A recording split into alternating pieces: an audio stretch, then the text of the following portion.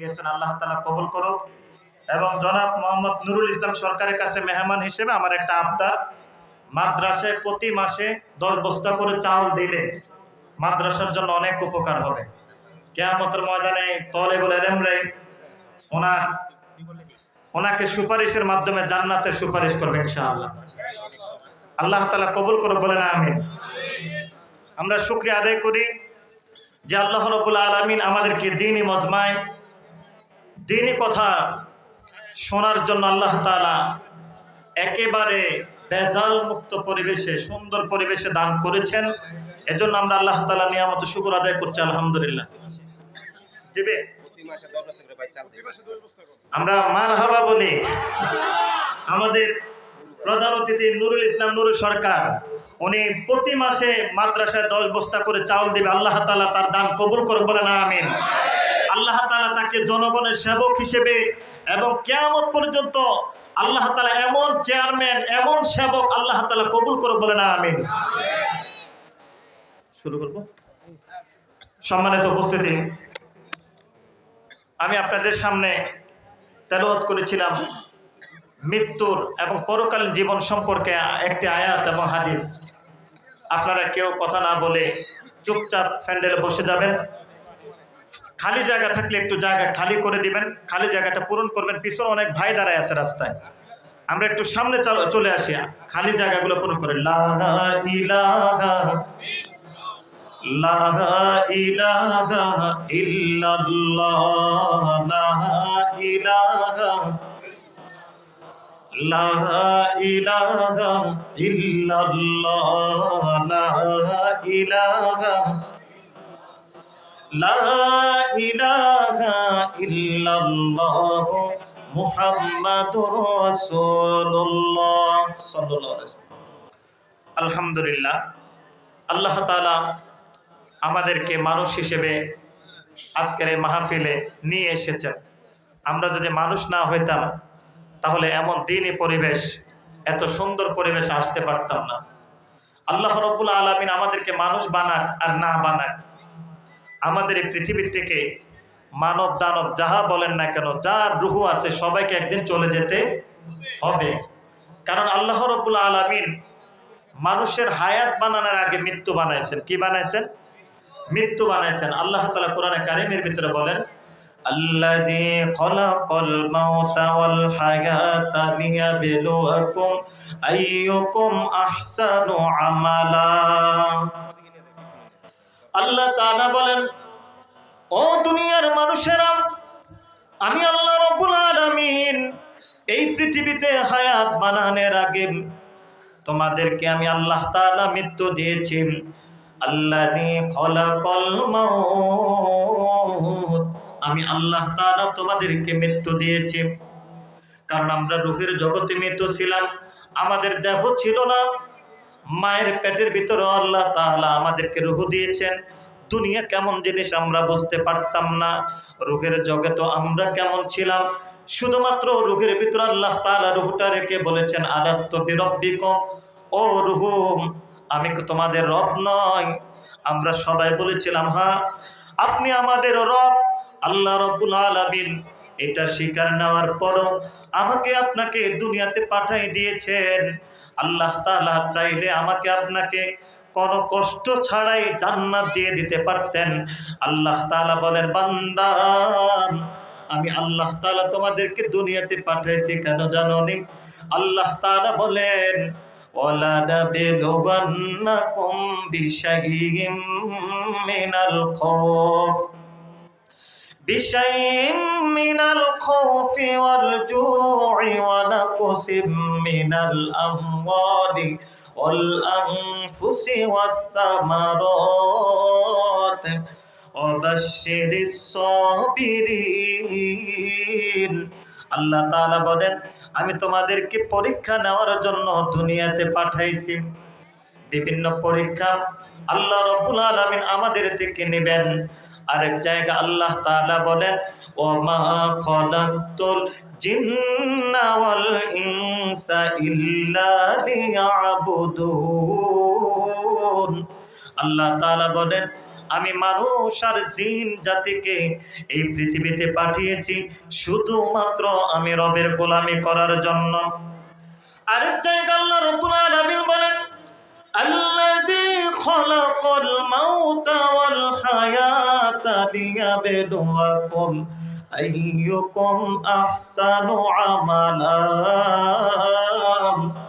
আল্লাহ তাআলা বলেন, ও দুনিয়ার মানুষ, আমি আল্লাহ তাআলা তোমাদেরকে প্রথমে মৃত্যু দিয়েছি, ওয়াল হায়াতা, তারপরে হায়াত দিয়েছি, লিয়াবলুয়াকুম, তোমাদেরকে বিভিন্ন নাজ নিয়ামত দিয়ে দুনিয়াতে পাঠাইছি, আইয়ুকুম আহসানু আমালা, তোমাদের মধ্য থেকে কে কত ভালো কাজ করে, কে কত ভালো আমল করে।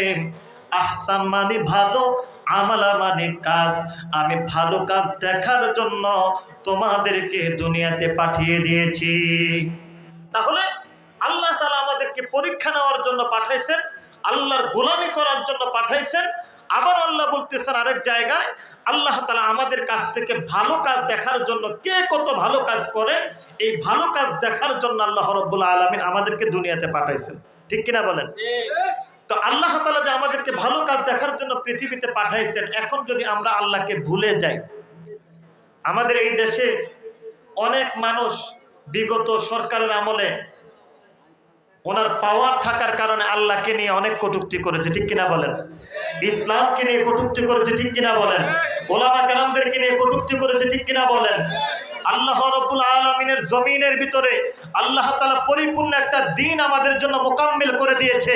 এই পরিপূর্ণ দিন ধর্মকে এই পৃথিবীতে যুগে যুগে অনেকেই বন্ধ করে দিতে চাইছিল, কেউ বন্ধ করতে পারে না, ওরা নিজেরাই বন্ধ হয়ে গেছে।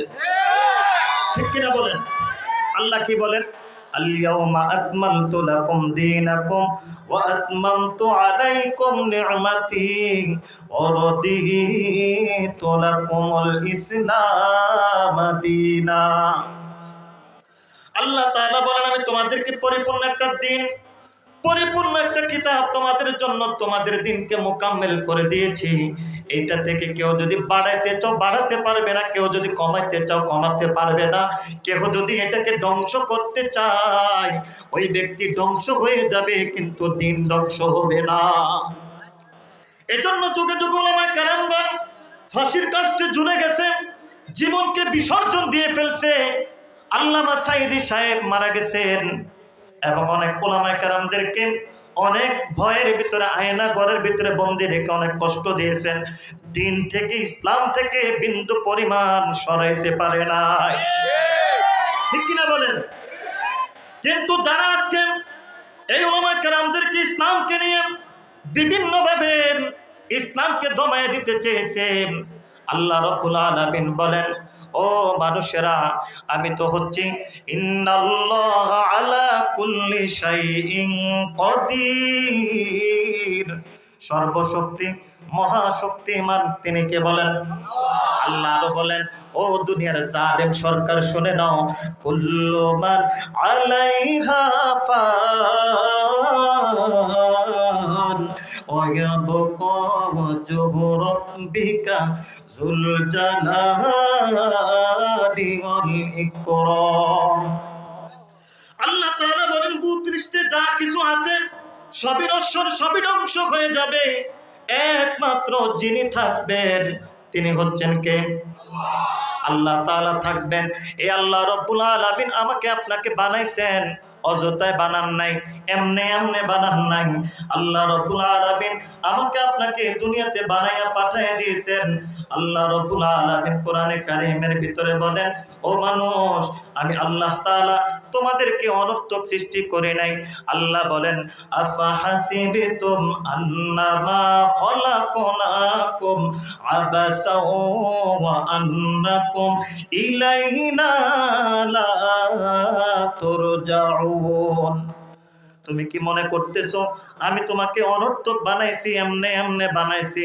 না না ও বান্দা, তুমি যদি মনে করো সুম্মা ইলাইনা লা তুরজাউন, তুমি কি মনে করো আমি রবের কাছে তোমাকে আসতে হবে না?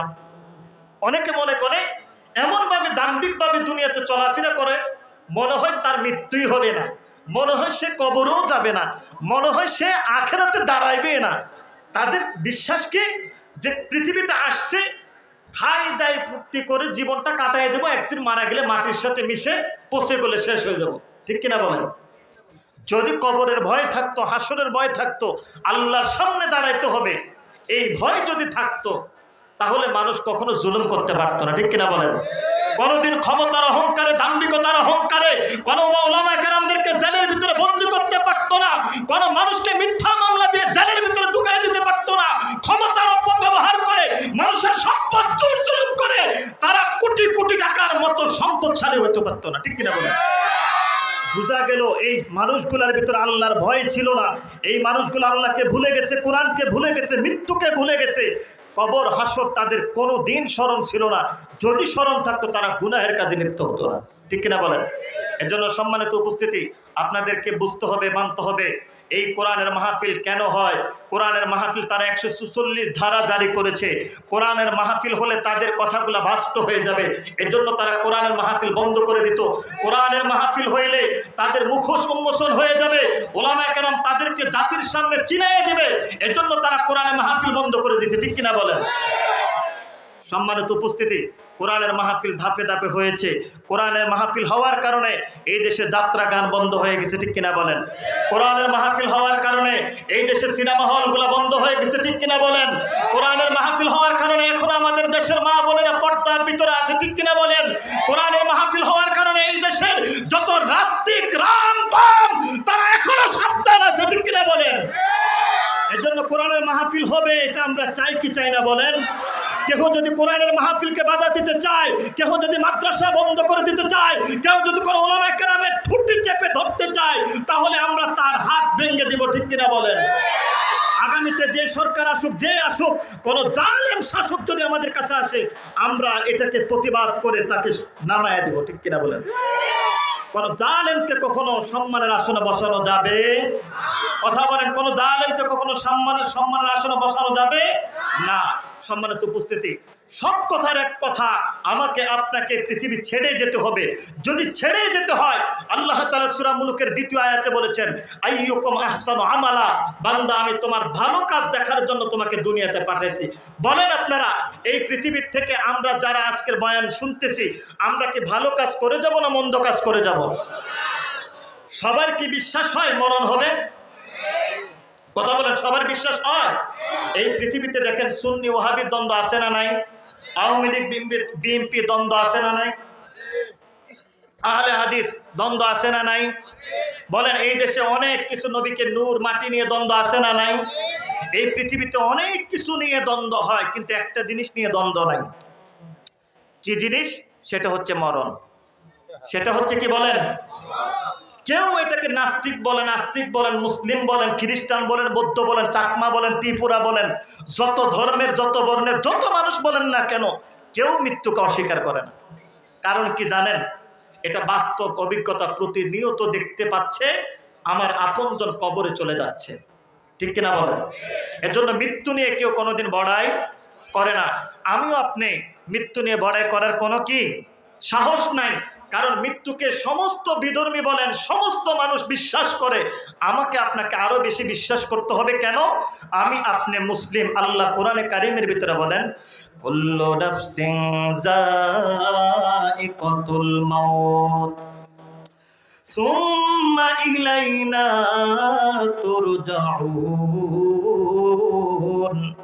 আল্লাহ তাআলা বলেন, কুল্লু নাফসিন যায়িকাতুল মাউত, সমস্ত নফসের মৃত্যু হবে, সমস্ত রূহের মৃত্যু হবে। সুম্মা ইলাইনা তুরজাউন। আল্লাহ তাআলা বলেন, সমস্ত রূহকে আল্লাহর দিকে ফিরে যেতে হবে। আমাকে আপনাকে আল্লাহর দিকে ফিরে যেতে হবে। আমাকে আপনাকে আল্লাহর সামনে দাঁড়াইতে হবে। শুধু দাঁড়াইলে হবে না, আল্লাহর এক জায়গা বলেন, কুল্লু নাফসিন যায়িকাতুল মাউত, ওয়া ইন্নামা তুওয়াফাউনা উজুরাকুম ইয়াওমাল কিয়ামা। ও বান্দা, তোমার মৃত্যু হয়ে যাবে, শুধু তোমার মৃত্যু হবে না, মানব দানব গাছপালা নদী নালা যেই জিনিসের রূহ আছে, যেই জিনিসের নফস আছে, কুল্লু মানি সব, নাফসিন মানি রূহ, সমস্ত রূহের মৃত্যু হবে। ওয়া ইন্নামা তুওয়াফাউনা উজুরাকুম ইয়াওমাল কিয়ামা। কিয়ামতের ময়দানে আমি আল্লাহ তাআলা সমস্ত রূহগুলোকে দাঁড় করাবো। ওয়া ইন্নামা তুওয়াফাউনা উজুরাকুম ইয়াওমাল কিয়ামা, আমাকে আপনাকে কিয়ামতের ময়দানে আল্লাহ দাঁড় করাবেন। ফামা যুহজিহা আনিন নার, যাকে আল্লাহ তাআলা জাহান্নাম থেকে বাঁচাইবে, ওয়া উদখিলাল জান্নাতা ফাকাদ ফাজ, আল্লাহ যাকে জাহান্নাম থেকে বাঁচাইয়া জান্নাতে দাখিল করবে, ওই ব্যক্তিটাই হবে সফল কাম। সুবহানাল্লাহ বলেন। কিয়ামতের ময়দানে আমাকে আপনাকে আল্লাহ তাআলা দাঁড় করাবেন। সেই দিন আল্লাহ তাআলা আমাকে আপনাকে দাঁড় করাইয়া জাহান্নাম থেকে যাকে বাঁচাইয়া আল্লাহ জান্নাত দিবে, তিনি হবেন কি? কথা বলেন, সফল কে বলেন? আমাদের দেশে বলে সফল ওই ব্যক্তি যার একটা বিল্ডিং আছে, সফল ওই ব্যক্তি যার কোটি টাকা আছে, ঠিক কিনা বলেন? আর কোরআনের ভিতরে সফল ব্যক্তি হচ্ছে মুমিনগণ। কারা? কদ আফলাহাল মুমিনুন, আল্লাহ বলেন সফল হচ্ছে মুমিনগণ। কোন মুমিনগণ? আল্লাহ মুমিনদের গুণ সম্পর্কে বলেন, আল্লাযীনা হুম ফি সালাতিহিম খাশিউন। ভাই একটু আওয়াজ বাড়ায় দেন, মাইক গলাটা নেই। আল্লাহ বলেন মুমিনগণ হচ্ছে সফল। কারা সফল বলেন? মুমিনগণ সফল। এই মুমিনগণের ভিতরে মুমিনের গুণ হচ্ছে আল্লাযীনা হুম ফি সালাতিহিম খাশিউন, যাদের নামাজের প্রতি বেশি যত্নবান হয়। কিসের প্রতি বলেন? নামাজের প্রতি যত্নবান হয়। আপনি, আমার তো নামাজের আলোচনা নয়, মৃত্যুর আলোচনা নিয়েছি। কিয়ামতের ময়দানে যারা জাহান্নামে যাবে, যারা জাহান্নামে যাবে, জান্নাতীরা জাহান্নামীদেরকে দেখে বলবে, মা সালাকাকুম ফি সাকর, ও জাহান্নামী ভাইরা, তোমরা তো আমাদের সাথে মসজিদে নামাজ পড়তা, হক মার্কেট মসজিদে, শিকদারবাগ মাদ্রাসা মসজিদে, তোমাদেরকে দেখেছি আমাদের সাথে কাতারে কাতারে নামাজে দাঁড়াইতা, আজকে তোমরা কেন জাহান্নামী হয়ে গেল? তখন জাহান্নামীরা প্রশ্নের উত্তর দিবে, ক্বালু লাম নাকু মিনাল মুসাল্লিন।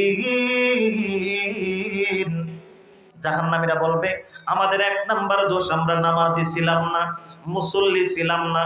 তখন ওই মুসল্লি বলবে, জান্নাতি মুসল্লি বলবে, কে বলছে তুমি মুসল্লি ছিলা না? তোমার ফজরে দেখছি, জোহরে দেখছি, আসরে দেখছি, মাগরিবে দেখছি, এশার নামাজে দেখছি, তুমি তো 5 ওয়াক্ত নামাজি ছিলা। সে বলবে আমি নামাজে ছিলাম, ঠিক কথা।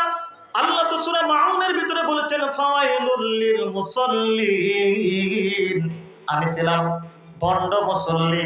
কারণ আল্লাহ তাআলা বলছেন দুর্ভোগ লানত ওই ভণ্ড মুসল্লিদের উপরে, যে ভণ্ড মুসল্লিরা আল্লাযীনা হুম আন সালাতিহিম সাহুন, আল্লাযীনা হুম ইউরাউন, যারা লোক দেখানো নামাজ পড়ে, খুব অলসতার সহিত নামাজে দাঁড়ায়, তারাই হচ্ছে ভণ্ড মুসল্লি। আল্লাহ বলেন এই মুসল্লিদের উপর আল্লাহ তাআলার লানত। নাউজুবিল্লাহ বলবেন না? চলে আসছে না? তো আল্লাহ রাব্বুল আলামিন এই ভণ্ড মুসল্লিদেরকে কিয়ামতের ময়দানে যারা জাহান্নামে চলে যাবে, তারা হবে ভণ্ড মুসল্লি। ওয়ালাম নাকুনু তুইমুল মিসকিন, তারা মিসকিনদেরকে খাবার দিত না। আজকে মাদ্রাসায় যখন আমরা টাকা চাই, মাদ্রাসার জন্য টাকা চাইলে বলে হুজুররা পরের বাড়ি খায়, ঠিক কিনা বলেন? কথা বলেন না কেন? এদিকে তাকান। কিয়ামতের ময়দানে যারা জাহান্নামে যাবে, এক নম্বর কারণ হচ্ছে তারা নামাজি ছিল না, ভণ্ড মুসল্লি ছিল, লোক দেখানো ইবাদত করত।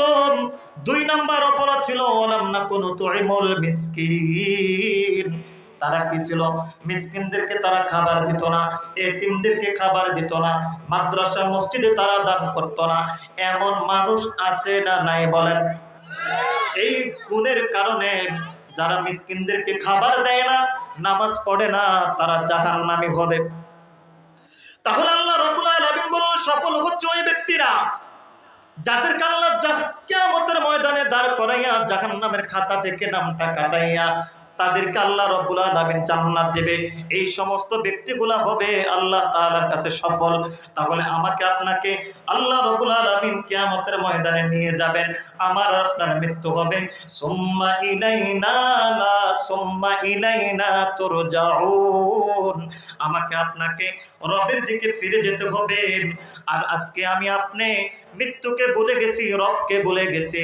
আর আল্লাহ তাআলা বলেন, ও বান্দা, আইনামা তাকুনু ইউদরিকুমুল মাউত ওয়ালাউ কুনতুম ফি বুরুজিম মুশাইয়াদা, তোমরা যেভাবে যেখানে থাকো না কেন, লোহার খাঁচায় থাকো না কেন, মৃত্যু থেকে বাঁচবার কোনো উপায় তোমাদের নাই। আল্লাহ আরো বলেন, কুল ইন্নাল মাউতাল্লাযী তাফিররুনা মিনহু ফাইন্নাহু মুলাকীকুম সুম্মা তুরাদ্দুনা ইলা আলিমিল গায়বি ওয়াশ শাহাদাতি ফায়ুনাব্বিউকুম বিমা কুনতুম তা'মালুন। আল্লাহ রাব্বুল আলামিন বলেন, তোমরা যারা মৃত্যু থেকে পালায়া যাচ্ছ, ফাইন্নাহু মুলাকীকুম, যারা মৃত্যু থেকে পালায়া দূরে সরে যাচ্ছ, তোমাদের সাথে আজরাইল তোমাদের সাথে দেখা করবে। মুলাকীকুম, তোমাদের সাথে মোলাকাত করবে, আজরাইলের সাথে তোমাদের সাক্ষাৎ হবে। আল্লাহ রাব্বুল আলামিন যখন মানুষের মৃত্যুর সময় নিয়ে আসবে, আল্লাহ রাব্বুল আলামিন বলেন, এই পৃথিবীর মানুষগুলোকে সবাইকে মরতে হবে, কারণ এই পৃথিবীর সব মানুষ মরবে যে তা নয়। আমি আল্লাহ তাআলা পৃথিবীতে যত কিছু বানাইছি সমস্ত কিছুর মৃত্যু ঘটায় দেব। সমস্ত ফেরেশতার মৃত্যু হবে, সমস্ত দানব মানবের মৃত্যু হবে, এমনকি পৃথিবীরও মৃত্যু হবে। আল্লাহ তাআলা বলেন, আল কারিআতু মাল কারিআ ওয়া মা আদরাকা মাল কারিআ, একটা দুর্ঘটনা হবে, মহাপ্রলয় হবে। আল্লাহর নবী সাল্লাল্লাহু আলাইহি সাল্লামকে আল্লাহ তাআলা জিজ্ঞাসা করে, ওগো নবী, আপনি মহাপ্রলয় কি জিনিস জানেন নি? মহাপ্রলয় কি জানেন নি? রাসূলুল্লাহ সাল্লাল্লাহু আলাইহি সাল্লামকে জানায়া দেন, ইদা যুলজিলাতিল আরদু জিলজালাহা। আল্লাহ রাব্বুল আলামিন বলেন, পৃথিবীটা জিলজালা দিবে, নাড়াচাড়া দিবে। পৃথিবীটা এমন জোরে নাড়াচাড়া দিবে, সেই নাড়াচাড়ার মাধ্যমে সেই দিন যত মানুষ থাকবে পৃথিবীতে, আল্লাহ রাব্বুল আলামিন বলেন, ওয়া আখরাজাতিল আরদু আসকালাহা, এই পৃথিবীর ভিতরে যত কিছু আছে আল্লাহ তাআলা সব কিছু বের করে ফেলবে। পৃথিবী যখন, আমাদের প্রধান বক্তা চলে আসছেন, আপনারা কেউ বাহিরে না থেকে প্যান্ডেলের ভিতরে চলে আসেন ইনশাআল্লাহ। আলহামদুলিল্লাহ বলেন, আমাদের প্রধান বক্তা চলে আসছেন, আপনারা কেউ বাইরে না থেকে ভিতরে চলে আসেন, অল্প সময় হুজুর এখানে চলে আসবে। আল্লাহ রাব্বুল আলামিন এই পৃথিবীটাকে একটা জিলজালা দিবেন। ইদা যুলজিলাতিল আরদু জিলজালাহা ওয়া আখরাজাতিল আরদু আসকালাহা, সেই দিন পৃথিবীটা এমন জোরে নাড়া দেবে, নাড়া ছোটে এই পৃথিবীতে যাহা কিছু আছে সব কিছু পৃথিবী গোলায় দিবে, সব কিছু বের করে দিবে। মানুষ বলবে, অকালাল ইনসানু মা লাহা, মানুষগুলা বলবে, হায় রে, আজকে পৃথিবীর কি হলো, জমিনের কি হলো? জমিন তো দেখি সব কিছু বের করে দিচ্ছে। ইয়াউমা ইযিন তুহাদ্দিসু আখবারুহা বিআন্না রাব্বাকা আওহা লাহা, জমিন সেই দিন বর্ণনা করবে, জমিন সেই দিন বলবে, আমার রব আমার জবান খুলে দিয়েছে। জমিন বলবে, ও মানুষ, তুমি আমার উপরে দাঁড়াইয়া সুদ খেয়েছো, তুমি আমার উপরে দাঁড়াইয়া ঘুষ খেয়েছো, তুমি আমার উপরে দাঁড়াইয়া জিনা ব্যভিচার করেছো, তুমি আমার উপর দাঁড়াইয়া মানুষকে হত্যা করেছো। আজকে তোমার বাঁচার কোনো উপায় নাই। যেই জমিনের উপরে দাঁড়াইয়া যে অন্যায় করেছে, সেই জমিন তাকে সেইখানে আঁকড়ায় ধরবে। বলেন, আমাদের এই পৃথিবীতে একজন লোক ছিল, বড় জালেম বাদশা, তার নাম ছিল কারুন। এই কারুনকে কিভাবে মারা হয়েছে আপনারা শুনছেন না? সময় কম, যেহেতু প্রধান বক্তা চলে আসছে। এই কারুনকে যে জমিনে খাইছিল, ওই জমিনটা কি এটা না আসমানের উপরে? কথা বলেন, কোন জমিনে খাইছিল? এই কারণ ওলামায়ে কেরামের বিরুদ্ধে ছিল, মূসা আলাইহিস সালামের বিরুদ্ধে ষড়যন্ত্র করেছিল। আল্লাহ তাআলা মূসা আলাইহিস সালামের আয়াতে জমিনকে দিয়ে দিয়েছিল। সেই জমিনকে মূসা আলাইহিস সালাম বলার সাথে সাথে কারণের সম্পত্তি সুদ্ধা এই জমিন ঘাস করে ফেলছে, কারণকে শেষ করে ফেলছে। বলেন, এই জমিনকে আল্লাহ চাইলে এই জমিন আমাকে আপনাকে গ্রাস করতে পারে না? কথা বলেন, পারে না? সম্মানিত উপস্থিতি, আজকে এই জমিনের উপর আমরা দম্ভ করে হাঁটতেছি, এই জমিনের উপরে আমরা দম্ভ করে হাঁটতেছি, মানুষের উপর জুলুম করতেছি। আমরা গরিব, দুঃখী, এতিম, অসহায়, আমাদের দান সৎকার করার মতো মন মানসিকতা আমাদের কারো নাই, নামাজের খবর নাই, ঈমান আছে না গেছে সেটারও আমাদের খবর নাই। অথচ দেখেন, যাদেরকে জান্নাতের গ্যারান্টি দেওয়া হয়েছে, হযরত আবু বকর রাদিয়াল্লাহু তাআলা আনহু, রাসূলের একজন সাহাবা, যে সাহাবার বেলায় নবীজি সাল্লাল্লাহু আলাইহি ওয়াসাল্লাম বলেন, আরহাম উম্মতি বি উম্মতি আবু বকর রাদিয়াল্লাহু তাআলা। আর উমরের বেলায় বলেন, ওয়া শাদ্দুহুম ফি আমরিল্লাহি উমর। উমরের বেলায় বলেন, উমর হচ্ছে শক্ত দিলের মানুষ, আর আবু বকর হচ্ছে আরহাম, নরম দিলের মানুষ। সুবহানাল্লাহ। এই আবু বকর রাদিয়াল্লাহু তাআলা আনহু, তিনি যখন সরকার ছিলেন, আজকে আমাদের দেশে যারা সরকার হয়, ক্ষমতা পাওয়ার পরে তারা জালেম হয়ে যায়, ক্ষমতা পাওয়ার পরে তারা গরিব দুঃখীদেরকে ভুলে যায়, ক্ষমতা পাওয়ার পরে তারা মানুষকে মানুষ মনে করে না। যখন আবু বকর রাদিয়াল্লাহু তাআলা আনহু, তিনি যখন খলিফাতুল মুসলিমিনের প্রথম সরকার ছিলেন, প্রথম সরকার ছিলেন, প্রথম প্রধানমন্ত্রী ছিলেন, এই আবু বকর রাদিয়াল্লাহু তাআলা আনহু কিভাবে দেশ পরিচালনা করছেন, হযরত ওমর রাদিয়াল্লাহু তাআলা আনহু বলেন, আমি একদিন দেখলাম মসবারের ভিতরে আবু বকর রাদিয়াল্লাহু তাআলা আনহু 10টি নামের লিস্ট করলেন, এক একটা নামের পাশে এক একজন সাহাবার নাম লিখলেন।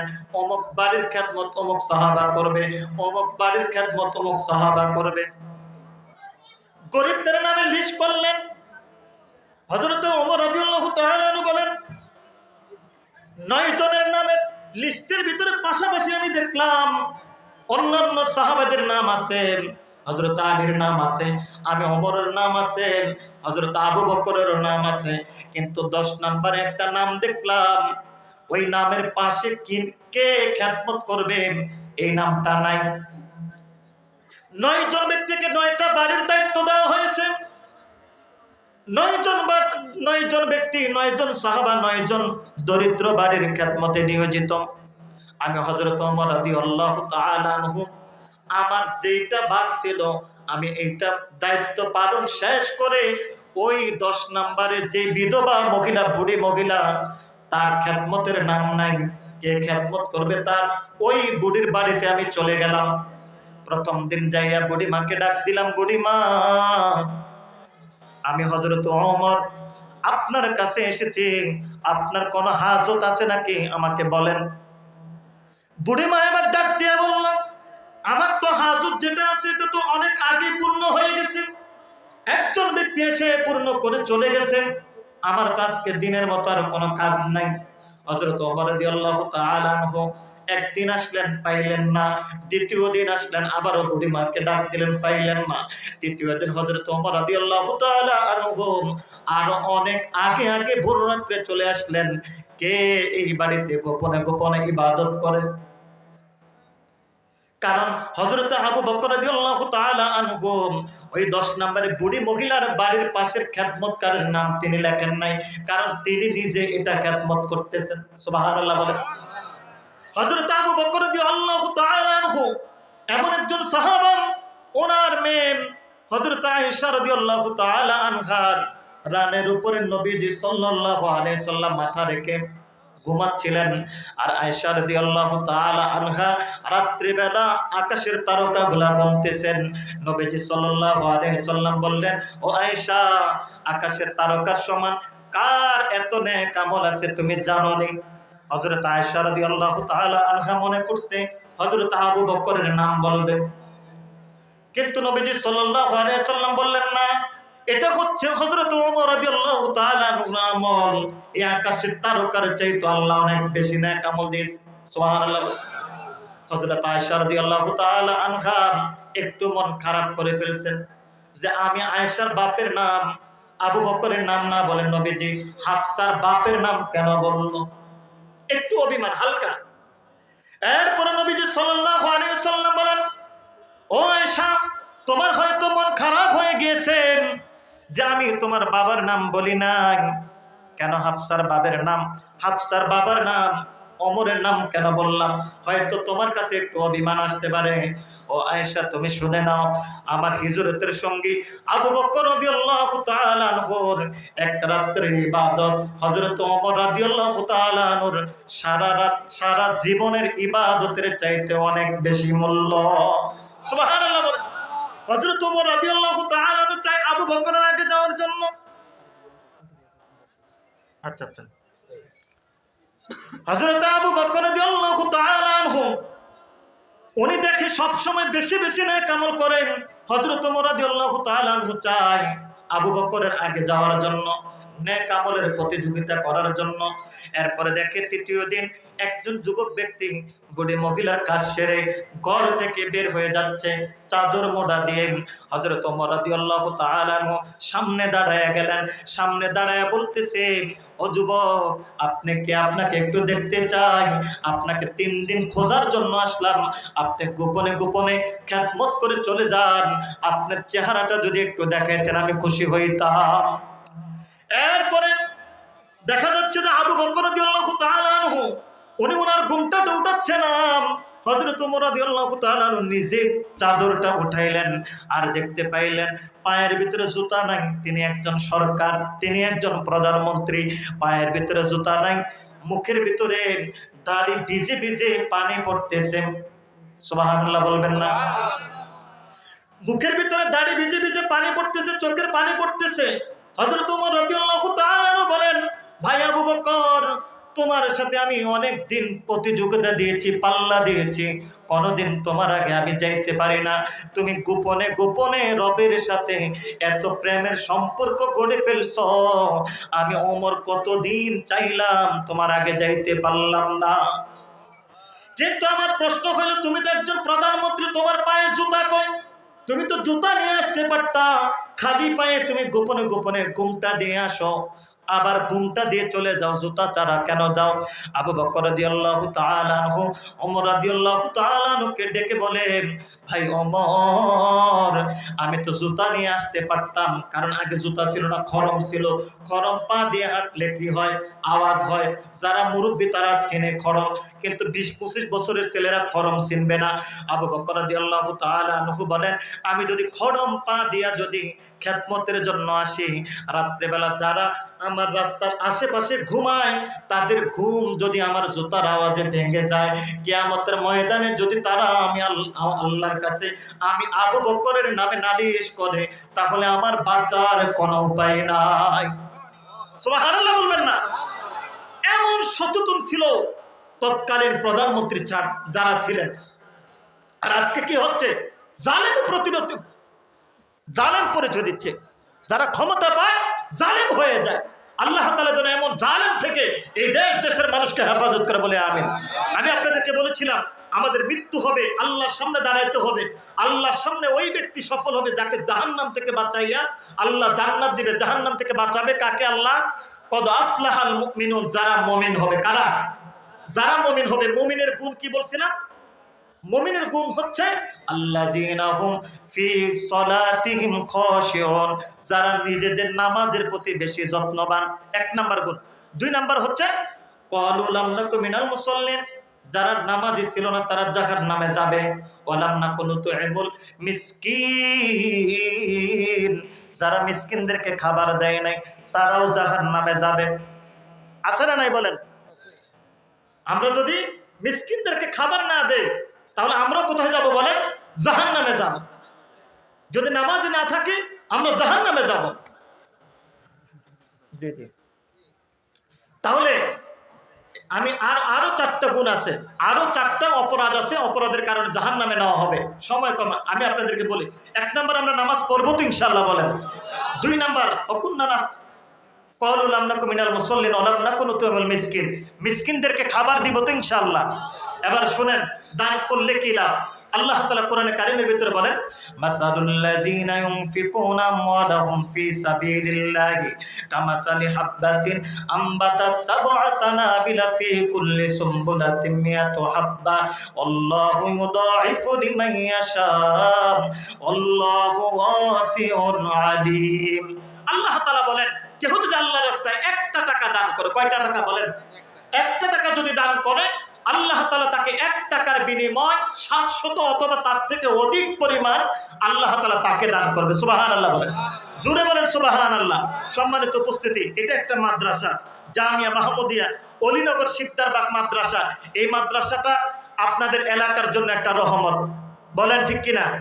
এই মাদ্রাসা কোরআন তেলাওয়াতের উসিলা আশেপাশে যত কবরস্থান আছে আল্লাহ তাআলা কবরবাসীদের কবর আযাব মাফ করে দেয়। সুবহানাল্লাহ বলবেন না? এখানে তেলাওয়াত করার সময় আপনাদের কাছে টাকা চায় না, বছরে একবার মাহফিল হয়, এই মাহফিলের মাধ্যমে এলাকার যুবকদেরকে বয়ান করা হয়, মুরব্বীদেরকে বয়ান করা হয়, মা বোনদেরকে বয়ান করা হয়। এই মাদ্রাসা থেকে যারা আলেম হয় সারা বাংলাদেশে তারা দ্বীনি কাজ করতেছে, দ্বীনের দাওয়াত দিচ্ছে। এই দাওয়াতি কাজ যারা করতেছে, কিয়ামতের ময়দানে আল্লাহ তাআলা তাদের দাম দুনিয়াতেও বেশি, আখিরাতেও বেশি। আপনি দেন আর না দেন, আল্লাহ বলেন, ইয়ারফাইল্লাহুল্লাযীনা আমানু মিনকুম ওয়াল্লাযীনা উতুল ইলমা দারাজাত। আল্লাহ বলেন, দুই গুণের মানুষ আমি আল্লাহ তাআলার কাছে সম্মানিত, যারা আল্লাহ তাআলার উপর ঈমান আনছে, ওয়াল্লাযীনা উতুল ইলমা, যারা ইলম অর্জন করছে, দারাজাত, আমি আল্লাহ তাআলা এই দুই গুণের মানুষকে সম্মান বাড়ায় দিয়েছি। সুবহানাল্লাহ বলবেন না? তাহলে এই দুই গুণের মানুষের দাম অনেক বেশি। কিয়ামতের ময়দানে আল্লাহ তাআলা তাদেরকে কি বলবে শুনেন, ইউকালু লিসাহিবিল কুরআন ইকরা ওয়ারতাকি ওয়ারাতিল কামা কুনতা তুরাতিলু ফিদ দুনিয়া ফা ইন্না বানজিলাকা ইনদাকা আখির আয়াতিন তাকরাউহা। যারা কোরআন শিখবে, আচ্ছা যারা কোরআন শিখবে আল্লাহ তাআলা তাদেরকে বলবে, ইউকালু লিসাহিবিল কুরআন, তাদেরকে সাহেব কোরআন বলে ডাকে, বলবে ইকরাতাকা ওয়ারাতিল কামা কুনতা তুরাতিলু ফিদ দুনিয়া ফা ইন্না মানজিলাকা ইনদাকা আখির আয়াতিন তাকরাউহা। তুমি দুনিয়াতে যেভাবে কোরআন তেলাওয়াত করছো এইভাবে কোরআন তেলাওয়াত করো, তোমার তেলাওয়াত যেখানে শেষ হবে আল্লাহ তোমার মর্যাদা সেখানে দিবে। সুবহানাল্লাহ বলেন। এবার আসেন, একজন কোরআনওয়ালা যদি হাফেজ হয় তার পাওয়ার কতটুকু? দুনিয়াতেও পাওয়ার আছে, তারাবির হাফেজ সাহেব হইলে আল্লাহ আমরা তাদেরকে কি করে সামনে পৌঁছায় দিই। কিয়ামতের ময়দানে আল্লাহ তাআলা, নবীজি বলেন, মান ক্বারাআল কুরআনা ফাস্তাযহারাহু ফাহাল্লা হালালাহু ওয়া হাররামা হারামাহু আদখালাহুল্লাহুল জান্নাতা ওয়া শাফাআহু ফি আশরাতি মিন আহলি বাইতিহি কুল্লুহুম কদ ওয়াজাবাত লাহুন নার। আল্লাহ তাআলা, আল্লাহ নবী সাল্লাল্লাহু আলাইহি ওয়াসাল্লাম বলেন, কোন হাফেজ কোরআন যদি হালালকে হালাল হারামকে হারাম জেনে কোরআনের হাফেজ হয়, কিয়ামতের ময়দানে আল্লাহ তাকে জান্নাত দিবে, এক নাম্বার। সুবহানাল্লাহ বলেন। এবং ওয়াশাফাউ ফি আশরাতি মিন আহলি বাইতিহি, তাকে শাফায়াতের অধিকার আল্লাহ দিবেন এবং তার আহলে বাইত থেকে 10 জনকে সুপারিশ করে সে জান্নাতে নিয়ে যাবে। সুবহানাল্লাহ বলেন। একজন তিনি কাকে নেবেন? মা বাবা, শ্বশুর শাশুড়ি, দাদা দাদি, নানা নানি, 8 জন। তার বিবি একজন, কয়জন হইল? 9 জন। 10 নম্বরে সেই উপকারী বন্ধুকে নিয়ে যাবে যেই বন্ধু তাকে দ্বীন শিক্ষার জন্য সহযোগিতা করছে। সুবহানাল্লাহ বলেন। যেই বন্ধু তাকে দ্বীন শিক্ষার জন্য কি করছে বলেন? সহযোগিতা করছে। এবার আপনাদেরকে বলবো, এই বন্ধু হওয়ার জন্য আপনারা রাজি আছেন? কথা বলেন, রাজি আছেন? যদি আপনারা বন্ধু হওয়ার জন্য রাজি থাকেন, কিয়ামতের ময়দানে একটা না একটা আলেমের মাধ্যমে, একটা না একটা তালিবুল ইলমের মাধ্যমে আপনারা জান্নাতের ভাগীদার হবেন ইনশাআল্লাহ। বলেন ইনশাআল্লাহ। সম্মানিত উপস্থিতি, আপনাদেরকে আমি সময় কম, কিভাবে যে বুঝাবো, মেহমান চলে আসছে, হুজুর চলে আসছে, ছাত্রদেরকে পাগড়ি দেওয়া হবে। আপনাদেরকে এটাই বুঝাতে চাই যে কিয়ামতের ময়দানে একজন হাফেজ কোরআন 10 জনকে জান্নাতে নেবে, একজন সেই উপকারী বন্ধু যে তাকে দ্বীন শিক্ষার জন্য কি করছে? সহযোগিতা করছে। এই যে মসজিদ আর মাদ্রাসা, মাদ্রাসা থাকলে মসজিদ হবে, আর মাদ্রাসা না থাকলে মসজিদ থাকবে না। মাদ্রাসা না থাকলে মসজিদ ইমামতি কে করবে বলেন? কথা বলেন। মাদ্রাসা যদি না থাকে, আলেম যদি না হয়, মসজিদ ইমাম খুঁজে পাবেন? খুঁজে পাবেন না। তাহলে আমল আগে না এলেম আগে বলেন? কথা বলেন আপনারা, আমল আগে না এলেম আগে?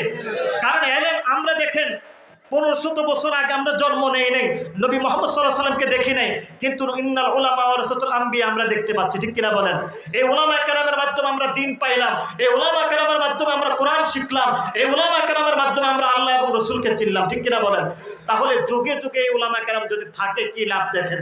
কেউ যদি মাদ্রাসায় 1 কেজি চাউল দান করে, কয় কেজি? 1 কেজি।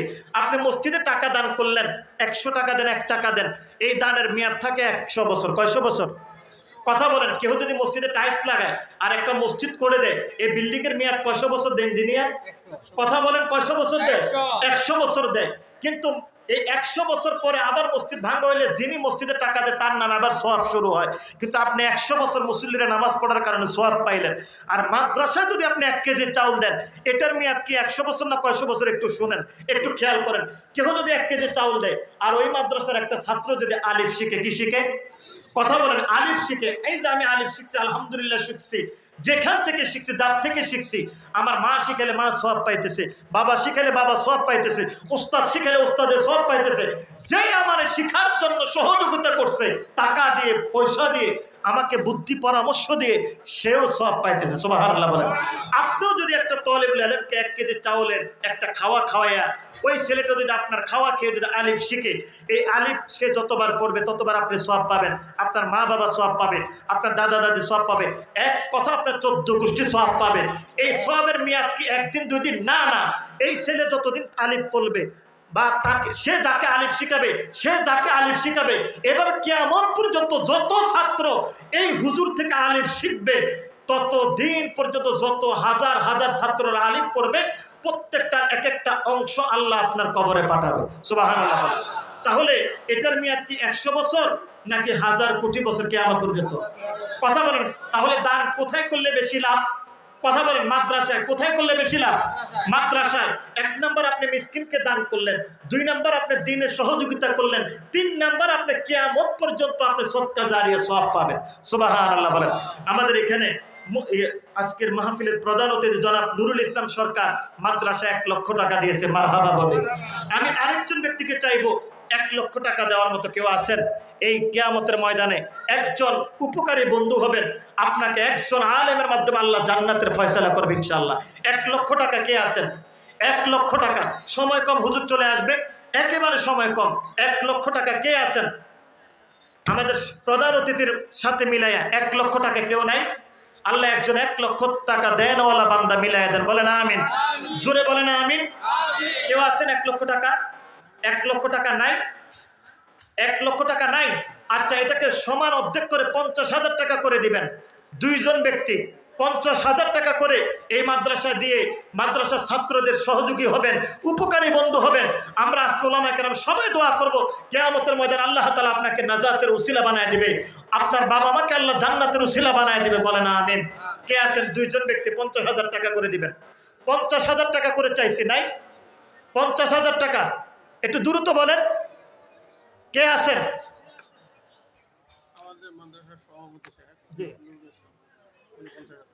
লিল্লাহি তাকবীর। একটু জোরে বলেন না, লিল্লাহি তাকবীর। আমাদের মাদ্রাসার সভাপতি জনাব নুরুল ইসলাম সাহেব, উনি 50,000 টাকা দিবে। আল্লাহ তাআলা তার দান কবুল করুক, বলেন আমিন। আল্লাহ তার জীবনের সমস্ত গুনাহ মাফ করে দিক, মা বাবার গুনাহগুলো মাফ করে দিক, বংশধরের মুরব্বীদের কবর আযাবকে ক্ষমা করে দিক, বলেন আমিন। আর কে আছেন? 50,000 টাকা, 1.5 লক্ষ টাকা হয়েছে। আর 50,000 টাকা 2 লক্ষ টাকা মিলানোর জন্য কে আছেন? 50,000 টাকার একজন বান্দা, আল্লাহ কবুল করুক। আরেকজন বান্দা 50,000 টাকা, স্টেজের পিছনে, সামনে, উপরে, নিচে, যে যেখানে আছেন 50,000 টাকা। কে আছেন? 50,000 টাকা নাই? কোন ভাই, কোন বোন 50,000 টাকা দিবেন মাদ্রাসার তালিবুল ইলমকে সহযোগিতা করবেন, নাই কেউ? 50,000 টাকা আমি বলে রাখলাম, যে দিবেন একটু হাত তুলবেন, ভেবে চিন্তে হাত তোলেন, অথবা বিবিকে ফোন দিয়ে বিবির থেকে অনুমতি নিয়ে হলো 50,000 টাকা লেখেন। আল্লাহ আরেকজন বান্দা কবুল করুক, সবাই জোরে বলেন আমিন। এবার 25,000 টাকা করে 4 জন ব্যক্তি দিবেন, 25,000 টাকা করে। সময় কম তো, এজন্য দ্রুত যাচ্ছি। 25,000 টাকা করে 4 জন ব্যক্তি দিবেন। কে আছেন? 1 লক্ষ টাকা। 25,000 টাকা করে, একদম কমায় বলছি, 25,000 টাকা। আয় আল্লাহ, 25,000 টাকা করে 4 জন বান্দা আপনি কবুল করেন, বলেন আমিন। কে আছেন? 4 জন। প্রথম একজন নাম লেখান, চারজন সাহাবার মহব্বতে, হযরত আবু বকর, হযরত ওমর রাদিয়াল্লাহু তাআলা আনহু, হযরত ওসমান রাদিয়াল্লাহু তাআলা আনহু, হযরত আলী রাদিয়াল্লাহু তাআলা আনহু, এই চারজন সাহাবার মহব্বতে চারজন ব্যক্তি 25,000 টাকা করে, চারজন ব্যক্তি কে আছেন ভাই? 25,000 টাকা করে। একজন আগে নাম লেখান, আল্লাহ তাআলা যেন তাকে আবু বকরের কাতারে কবুল করে, বলেন আমিন। কে আছেন একজন বান্দা কিয়ামতের মুসিবতের দিন আল্লাহ তাআলা যেন তাকে আরশের নিচে, মহল্লা আল্লাহ আরশের নিচে যেন ছায়া দান করে? কে আছেন? মা বাবার জন্য, নিজের জন্য 25,000 টাকা দিবেন, আখিরাতের ফান্ডে জমা রাখবেন। 25,000 টাকা নাই? 25,000 টাকা, 25,000 টাকা নাই? 1 মাসে দেন, 2 মাসে দেন, 3 মাসে দেন। কেউ আছেন? কেউ আছেন 25,000 টাকা? 20,000 টাকা কে আছেন? 20,000, 5 জন ব্যক্তি 20,000 টাকা করে দিবেন। একটু কমায় বলছি, 20,000 টাকা 1 মাস 2 মাসে দিবেন। লিল্লাহি তাকবীর। আবুল হোসেন ভাই 20,000 টাকা। আল্লাহ ভাইয়ের জীবনের সমস্ত গুনাহ মাফ করে দেন, মা বাবার গুনাহগুলো মাফ করে দেন, দানের খবর সোনার মদিনায় পৌঁছায় দেন, মনের সকল উদ্দেশ্যকে আল্লাহ আপনি কবুল ও মঞ্জুর করিয়া নেন, বলেন আমিন। আর কে আছেন? 4 জন ব্যক্তি 20,000 টাকা করে। ভাই উনি কথা বলে দেখেন, 20,000 টাকা করে। আর 4 জন ব্যক্তি, 4 জন ব্যক্তি 20,000 টাকা করে। ডাক্তার আজহারুল ইসলাম টুটুল ভাই নগদ 20,000 টাকা, নগদ 15,000 টাকা, বাকি 5,000 টাকা। আয় আল্লাহ 20,000 টাকা কবুল ও মঞ্জুর করেন, বাইরের জীবনের সমস্ত গুনাহ মাফ করেন, ব্যবসা বাণিজ্যে বরকত দিয়া দেন, বলেন আমিন। মা বাবার গুনাহগুলো মাফ করে দেন, বলি আমিন। মামা, বাবা, আয় আল্লাহ ওনার বাবা মারা গেছেন, আল্লাহ তাআলা ওনাকে জান্নাতুল ফেরদৌস নসিব করুন, বলি আমিন। তাই আবার ডাকতেছে দেখেন। আর কে আছেন 20,000 টাকা?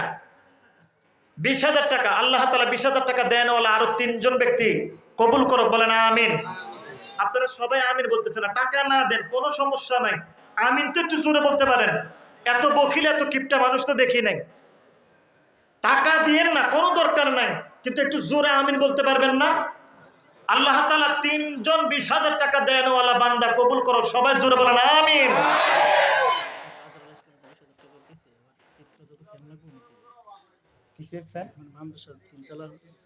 আলহামদুলিল্লাহ, আপনাদের আমিনের বরকত চলে আসছে। ডাক্তার আজহারুল ইসলাম টুটুল 20,000 টাকা তো দিয়েছে, 3 তলা যত ফাঁকা লাগবে, ফ্যান লাগবে, উনি সব ফ্যান দিবে, বলেন আলহামদুলিল্লাহ। আল্লাহ তাআলা ভাইয়ের ব্যবসা ইনকামের ভিতরে, রুজির ভিতরে বরকত দান করুন, বলেন আমিন। আর কে আছেন 20,000 টাকা? হুজুর মাদ্রাসার আর কি লাগবে? ফ্যান, এরকম অন্য কিছু কি লাগবে? টাকা ছাড়াও কিছু বলেন। কেউ আছে হয়তো টাকা দিবেন, অন্য কিছু দিবে। বিল্ডিং এর কাজ বাকি, 1,000 ইট কে দিবেন? 2,000 ইট কে দিবেন? 3,000 ইট কে দিবেন? 20 বস্তা সিমেন্ট কে দিবেন? 10 বস্তা সিমেন্ট কে দিবেন? কে আছেন একটু বলেন।